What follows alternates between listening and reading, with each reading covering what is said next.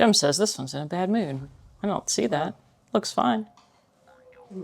It was position to bite. Oh, it's like reacting. Well, just scared then.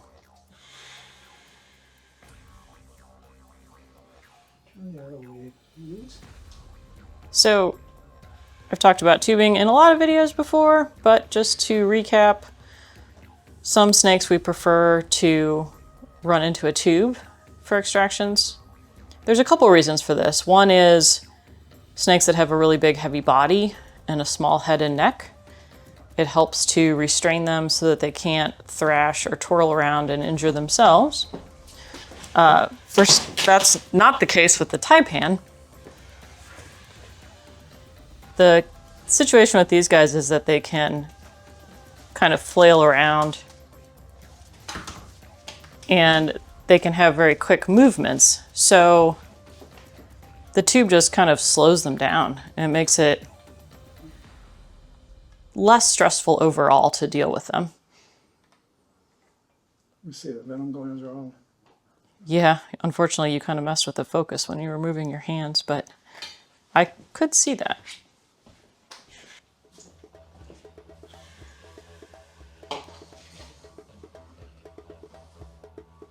Now I'll show you a little bit closer the snake here. And sometimes snakes cooperate really easily and will crawl into the tube right away. Sometimes they decide for whatever reason that they don't want to go that way, and so then it can be very difficult to get them to go into the tube. But it really just takes patience more than anything else in order to get them to do what we're trying to get them to do. See, that one wasn't as ready to bite as that last one was. The one I told you was upset. Interesting.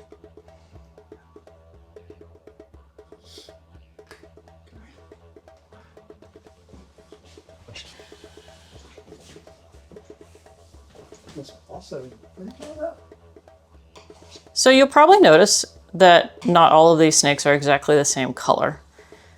And that's because these snakes actually change their color based on the time of year / the temperature. So this darker coloration is what they tend to look like in the winter. The darker coloration helps them to be able to warm up more easily when they're basking in the sun, because we all know dark colors absorb heat better than light colors do. And then their summer coloration is much lighter. So if you see one that's kind of yellow with speckles or a little striping on it, that's the summer coloration. Well, this is an example of one that does not want to go in the tube. Though honestly, I'm not sure that it really doesn't want to go in the tube, or it just can't figure out or doesn't realize that the tube is there. It kind of keeps surprising itself a little bit, and then, yeah, it's hitting its nose on the brick a little bit and then is unsure what to do, so it's just trying to run away. Like that. That's my fault. We don't really want it to bump itself that way, but it's just being a little bit more reactive. And sometimes when you hold them by the tail like this, you'll see other snake people doing this occasionally. Sometimes when you do that, you can kind of slow them down so that you can more easily direct where their head is going. Sometimes that just makes it more dangerous because you're holding onto the snake. He felt my foot. Felt the vibration on the floor. So Jim's saying he went to take a step when the snake started to go in the tube, and that caused some vibration that the snake felt, and then the snake backed up because of it.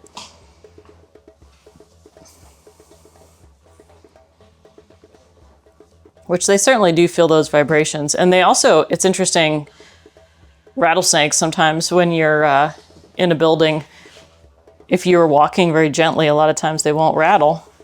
But if you kind of come stomping in there for some reason or drop something, then they'll all start rattling because the vibrations have kind of spooked them. So Jim's just trying to tube this from the other side since it seemed like the snake didn't want to go in on the side he started with. He just touched his nose too much. Too high up.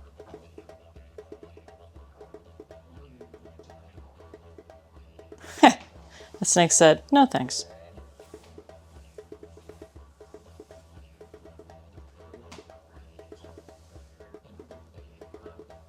Sorry if this is boring, but that's really what it should be. We don't want to do things to make the snake excited or upset or more stressed out than it already has to be for this. So it's better to just try to be patient and wait for that.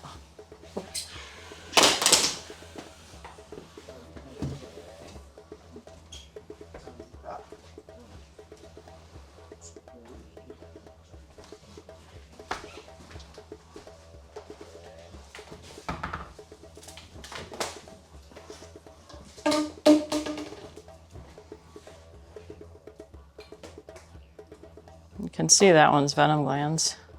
Okay. Yeah, there. I'm trying to get it to focus. Focus. There we go.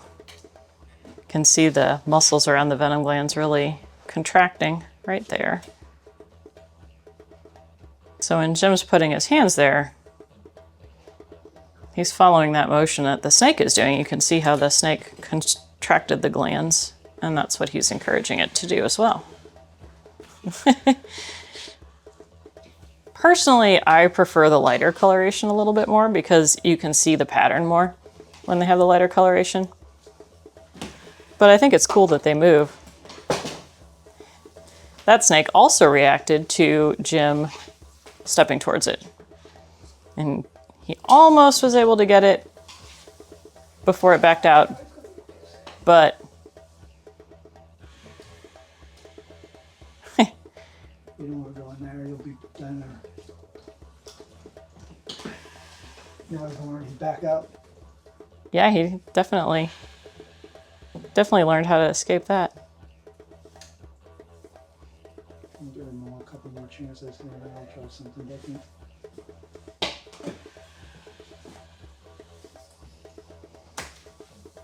Since it's kind of become apparent with this snake,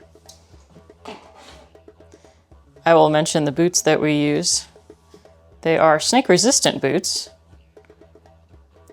I think the ones Jim's wearing now are made by Danner, but we've used several different brands before. The material used in these boots is a Kevlar powder that's in the weave of the fabric that makes them resistant to fang punctures, but we don't really consider them to be completely snake-proof because they've never been tested after wear and tear or after getting wet or anything like that. So they do provide some additional protection, but they shouldn't be considered perfect.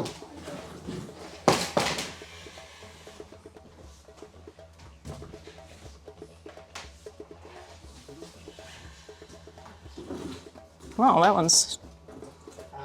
Oh, unfortunately that one bit the pin stick, which we don't really want them to do.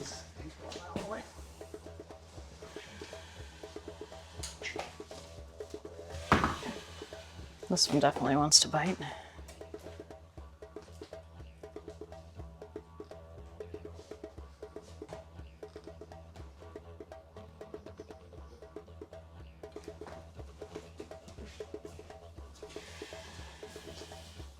I think I like this color.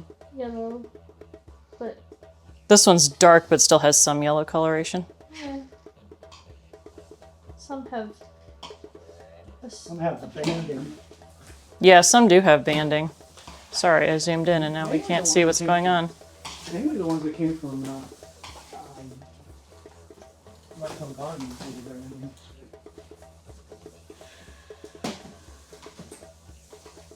See that? By that, do you mean how it turned back around itself? Yeah. Mm-hmm.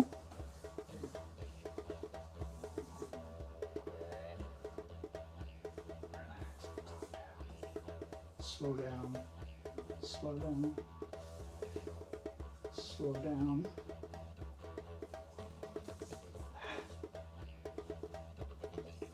Slow down. Sometimes if you can get the snake to kind of hook its nose on the tube or the brick, it'll kind of crawl in because it thinks it's its idea to go, which is kind of what Jim was trying to do there, but So that's one. it was not working. He's striking sideways. So yeah, those strikes that the snake is doing right there are how people can get surprised by these.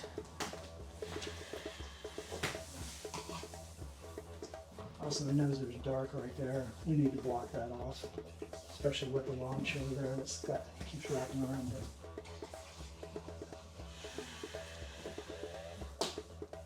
Try the other way. Without being conspicuous, so I don't forward.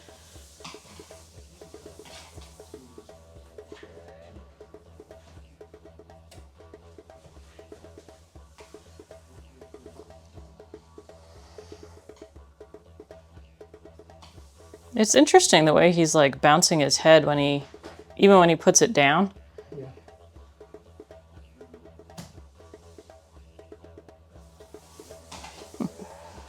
This is just That was a decision. The snake's like, yep, I don't want to do that.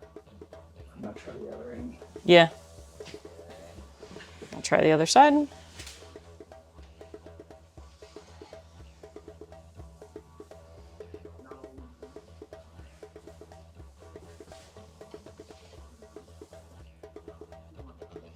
can notice that if the snake is moving slowly, then Jim's moving more slowly. And if the snake speeds up, then Jim is also speeding up his movements.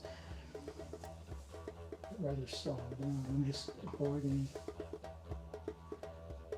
Right. The point of me talking about that is I think that is one of the challenging things about working with snakes that can be really flighty, is you have to be able to speed up when you need to, but then also be ready to slow right back down if the snake slows down.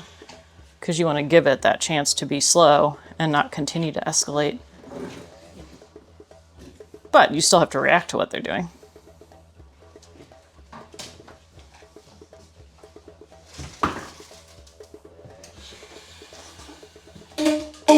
This is probably the last bite we'll get on this piece of parafilm. Oh, that one's really chewing. So I could show you some of the venom.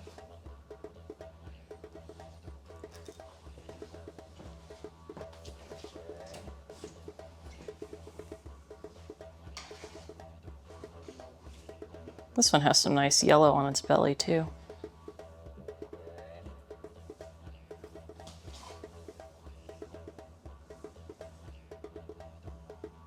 I don't really see it there. I'm starting to wonder if they're not smelling each other. I think it's possible they smell each other in the tube. Or they smell like... Well, considering they're snake eaters too. They may smell like a stress pheromone or a musk smell or something too. Yeah. Watch it feel that. Too close to the head.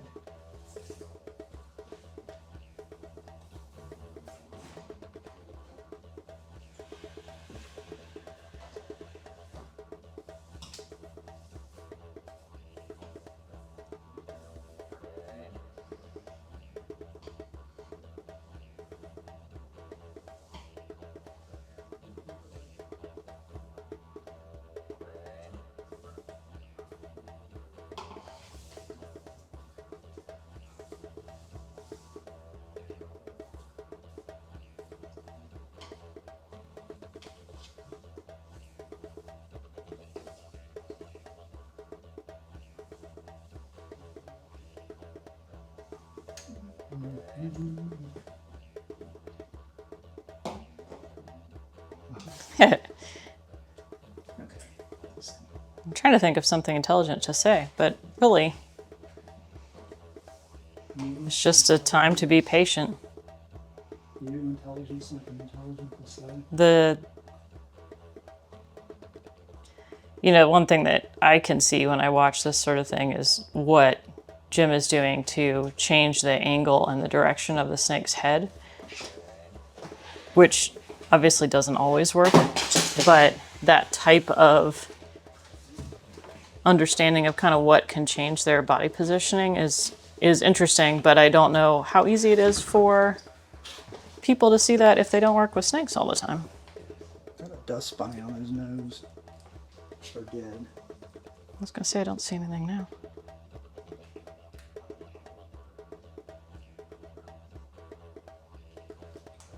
On top about this. See how it's in the movement? Defense. Yeah, you should use the word defensive. The snake is being defensive. We have no concept of its sense of anger. I know. They're scared. I'm just saying he's not happy. Yeah.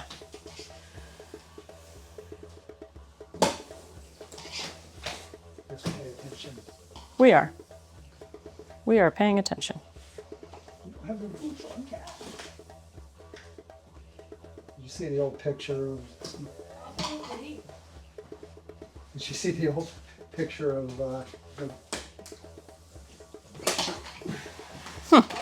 She came out the other end of the tube. Ooh. There's a sideways strike. Yeah. It was unfortunate that the snake bit that, but it was a good way to see the ability of them to turn very quickly.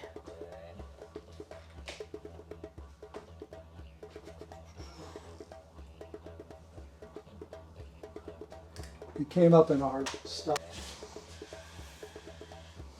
And then when side struck,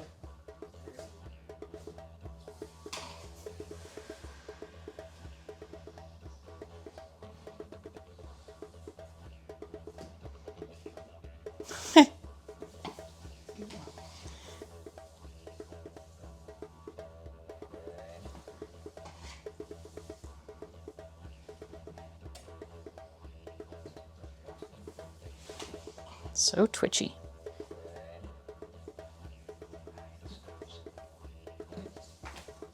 yeah, they go, snakes like this when they touch the nose, it makes it a lot more pain in the body.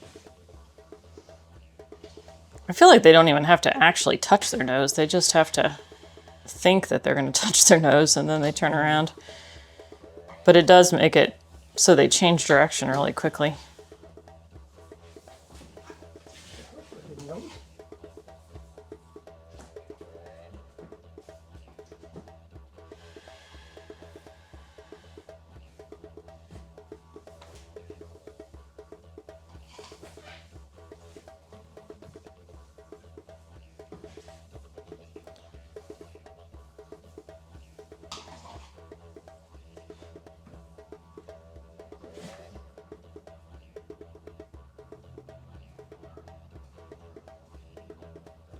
Well, even if you are a little bit bored watching this, I hope this helps to explain or demonstrate maybe what working with them is really like, because it's not about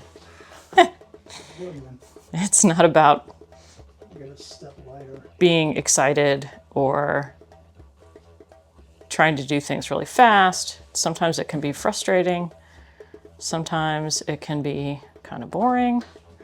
But you can't get bored because it's a Taipan. Like, you have to be aware and on your toes, even though the snake is being completely, I don't know, it's not being completely annoying, but it's kind of annoying. And when you're just trying to like do the thing, but we have to remember the snake has no idea what we want.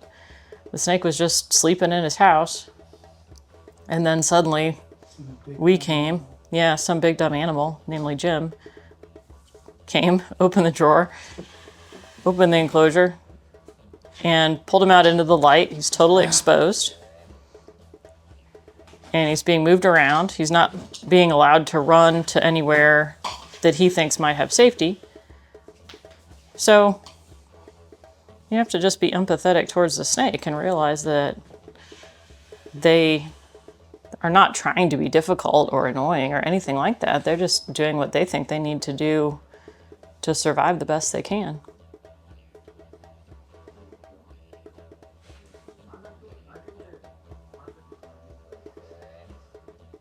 He's hissing. I can hear him hissing. I don't know if the camera's picking up on him hissing or not, but I can hear him.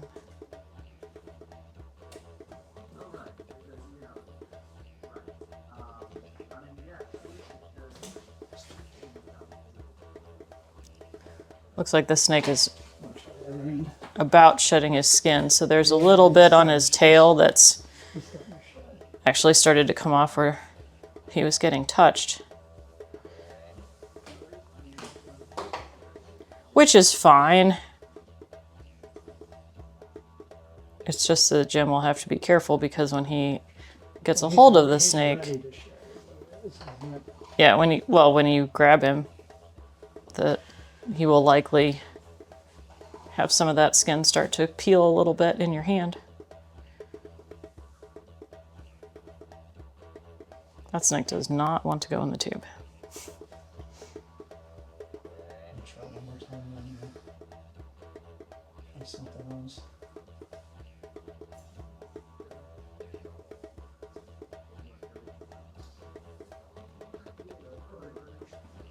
Now he's bumping his nose there.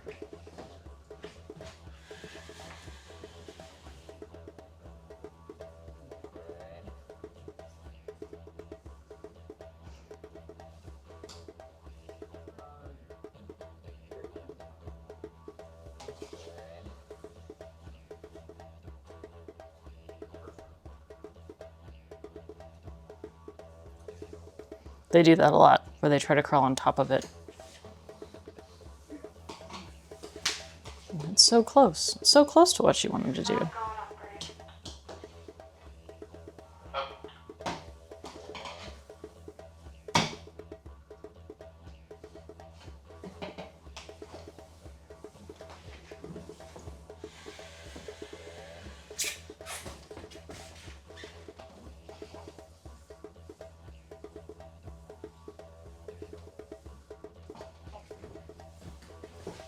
There we go.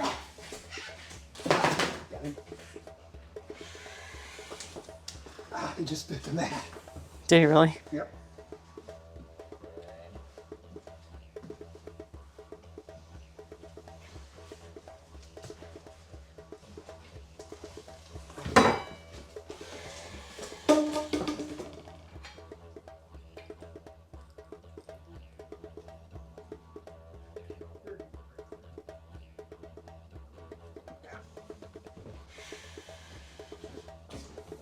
This the ones you like?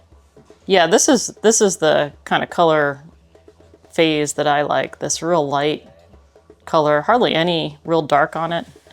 You can see their pattern pretty well. I'll try to zoom in a little. Any idea why summer, like this summer now? You know, I've wondered, like, we know it's winter here, but This is of what I don't like. course, we know it's winter, but in Australia, it's summer right now. So, like, why are some of them one way and some of the other? I don't know. I wonder if it's just, like, some of them have switched to Northern Hemisphere circadian rhythm, but other ones maybe haven't. I'm not sure.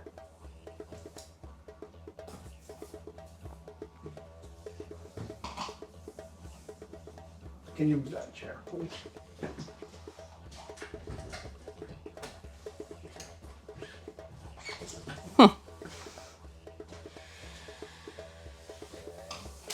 Instead of doing something, they kind of like want to keep going back there.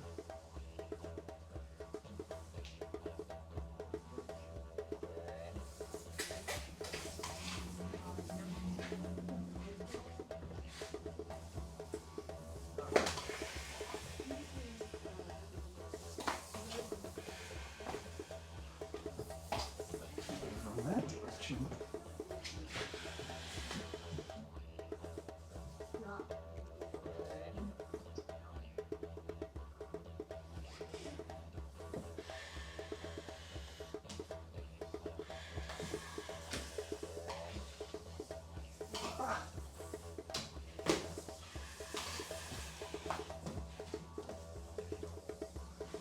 That was a good example of the snake getting its nose right around the brick, and then felt like it was its own idea to go into the tube. See.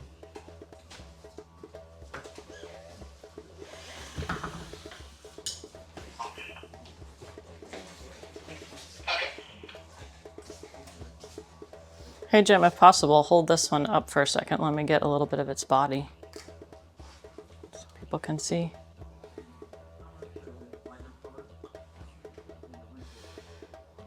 He's gonna poop. Okay.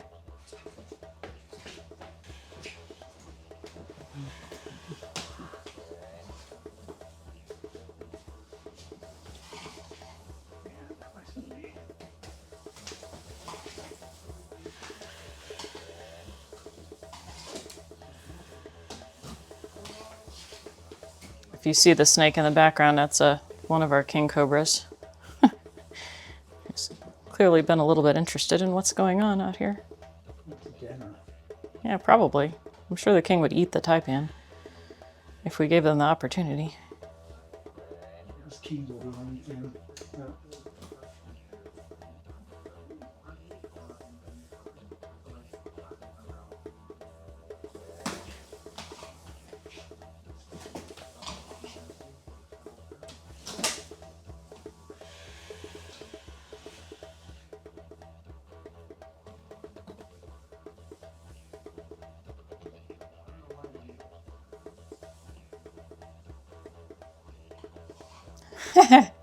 Isn't that hard?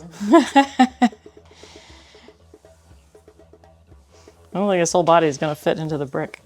Yeah.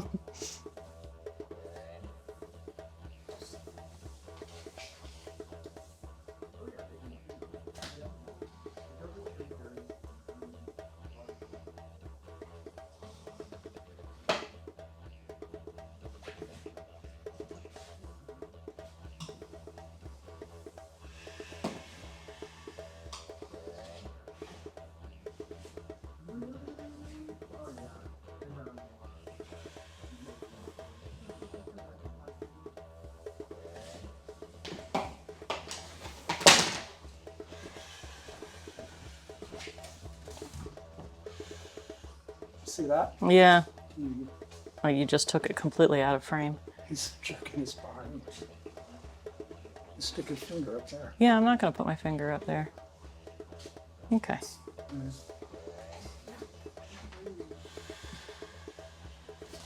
That.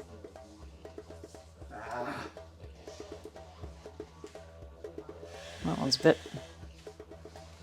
And you can see, even though this is a solid pin stick that Jim is using, we do have it wrapped with a little bit of elastic bandage there so that it has some softness to it in case the snakes do bite it, and also just some softness to it on their head.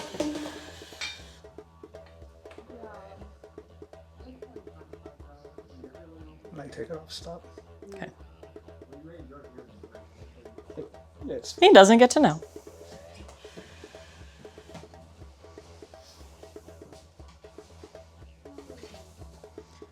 I mean, really, we have one more snake, and all but that, maybe two have been fairly dark, I think. So most of them think it's winter.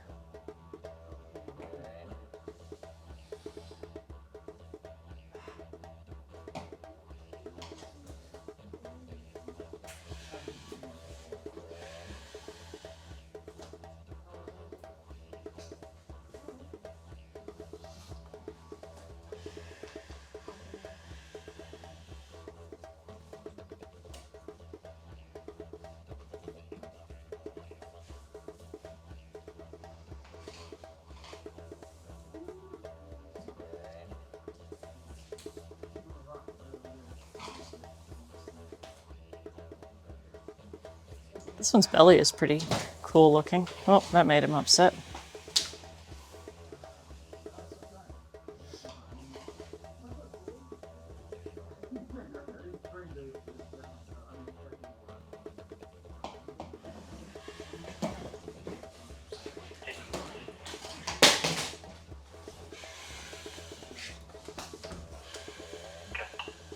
Focus.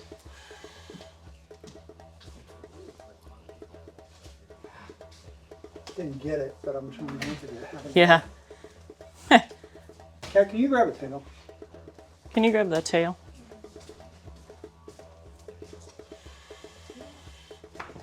Did you using that for our bathroom. I got it.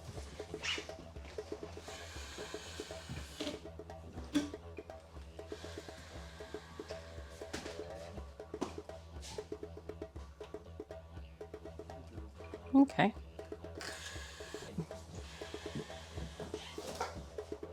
This one's neat looking.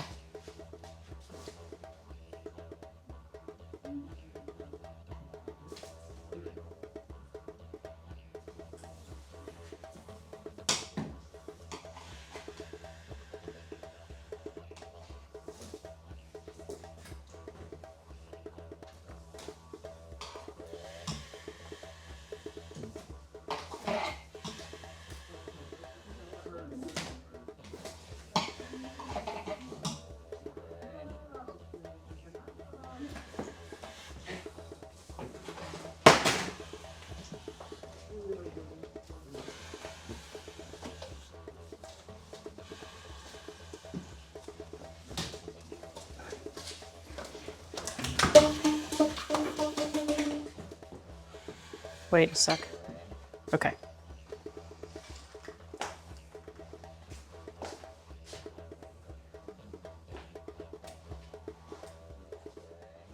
Okay.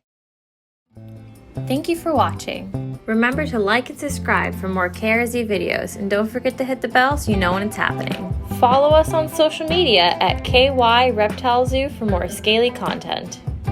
Lastly, come visit us in Slade, Kentucky, and check out our website at kyreptilezoo.com for merch and booking programs. See ya!